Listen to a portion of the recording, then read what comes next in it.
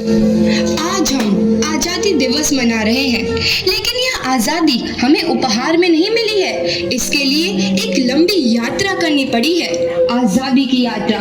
इस यात्रा में हजारों लाखों लोगों ने अपनी जान की कुर्बानी दी। 1919 जलियांवाला बाग। आज हमारी बैसाखी का दिन है, लेकिन पूरा पंजाब बैसाखी नहीं मनाएगा। हम सब बैसाखी नहीं मनाएंगे।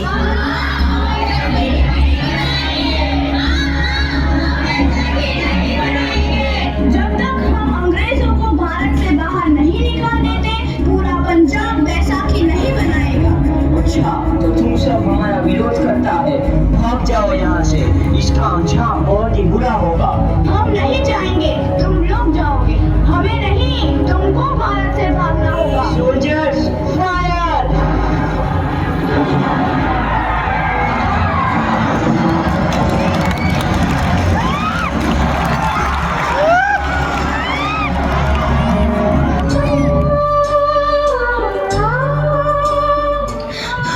ये जमीन हमारी, ये धरती हमारी, ये खेत हमारे। अभी थोड़ी देर पहले हमारी ये फसलें लहरा रही थी, पर इन अंग्रेजों ने हमारी फसलें बर्बाद कर दी। इन अंग्रेजों ने एक ही झटके में इन सब फसलों को काट दिया। अंग्रेजों, तुम्हारे इस अत्याचार से हम डरेंगे नहीं। इस अत्याचार का बदला लेकर रहेंगे। हम आजादी लेकर रहेंगे।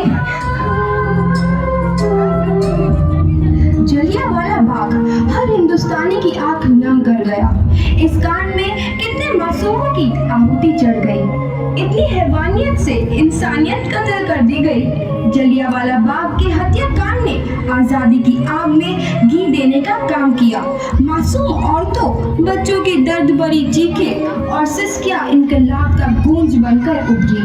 लाला लाजपत राय, भगत सिंह, राजगुरु, सुखदेव सरीखे क्रांतिकारियों ने भारत की इस जमीन से विदेशी दरिंदों को निकाल फेंकने के मंसूबे मजबूत कर लिए।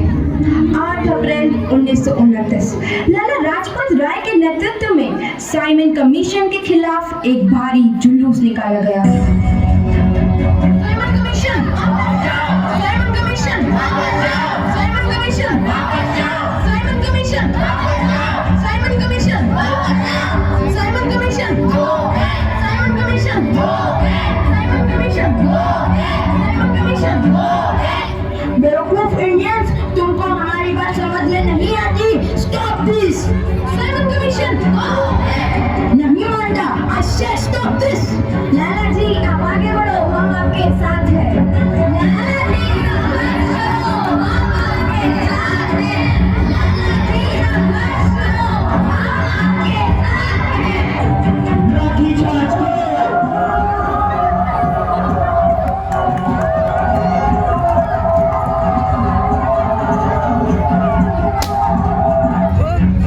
लाला जी को तो बहुत गहरी चोट लगी है, उनका सर फट गया है। मेरे शरीर में लगी एक एक लाठी अंग्रेजी सरकार के कफन लकीर का काम करेगी। ये आजादी की लड़ाई रुकनी नहीं चाहिए। ये जिम्मेदारी मैं तुम सबको सौंप कर जा रहा हूँ। लाला लाजपत राय की दर्दनाक मौत के बाद भगत सिंह, सुखदेव, राजगुरु वतन के इन मतवालों के खून में ऐसा उबाल आया जिसका सामना करना अंग्रेजी सरकार के लिए मुश्किल हो गया। अंग्रेजों को करारा जवाब देने के लिए स्कॉट और सैंडर्स को मारने की रूपरेखा रची गई।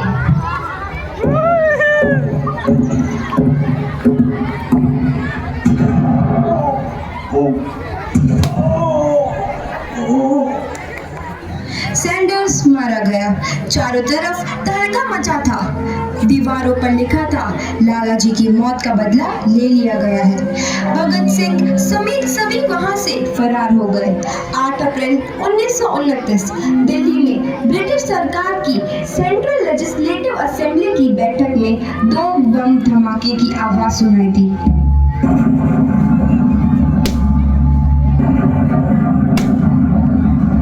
इन धमाकों ने अंग्रेजी हुकूमत को हिलाकर रख दिया। इस घटना को अंजाम देने वाले भगत सिंह, राजगुरु और सुखदेव ने अपने आप को अंग्रेजों के हवाले कर दिया। 1930 को अदालत ने अपना फैसला सुनाया। मुलजिम भगत सिंह, मुलजिम राजगुरु, मुलजिम सुखदेव को दफा 121 और दफा 302 के तहत ये अदालत तीनों को मुजरिम करार देती है और इस गुस्ताखी के लिए ये अदालत इन तीनों को सजाए मौत की सजा सुनाती है। सरफरोशी की तमन्ना अब हमारे दिल में है, देखना है जोर कितना बाजुए कातिल में है।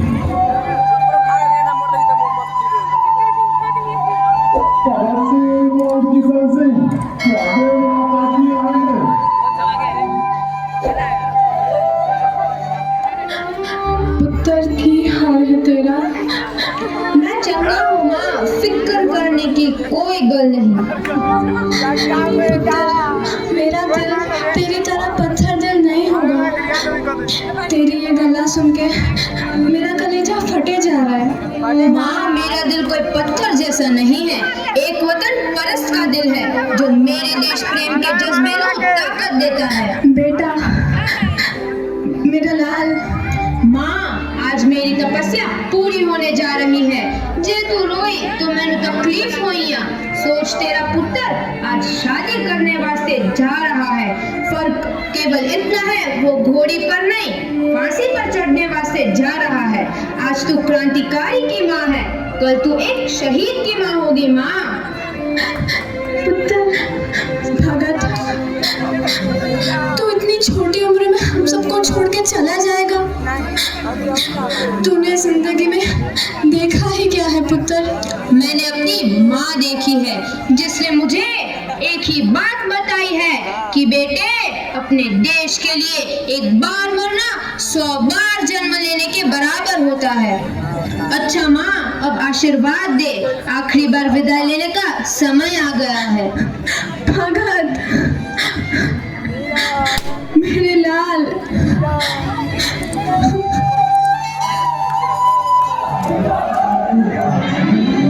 भगत सिंह, तुम्हारी कोई आखिरी ख्वाहिश?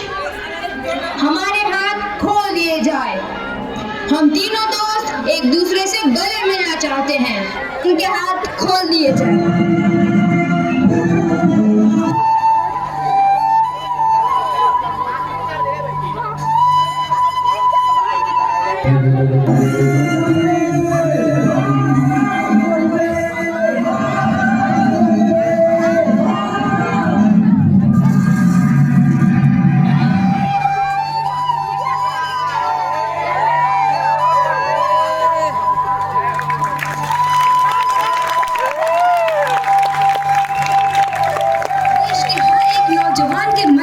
आजादी की नई उमंग हिलोरे लेने लगी। अंग्रेजों भारत छोड़ो का नारा जोर पकड़ रहा था। सबने एक आजाद भारत का सपना देखना आरंभ कर दिया था। हर कोई अपने अपने ढंग से इस महायज्ञ में अपनी आहुति दे रहा था। सुभाष चंद्र बोस, रानी लक्ष्मीबाई, तात्या टोपे और मंगल पांडे जैसे शहीदों की कुर्बानी रंग लाई। 15 अगस्त 1947 को भारत आजाद हुआ।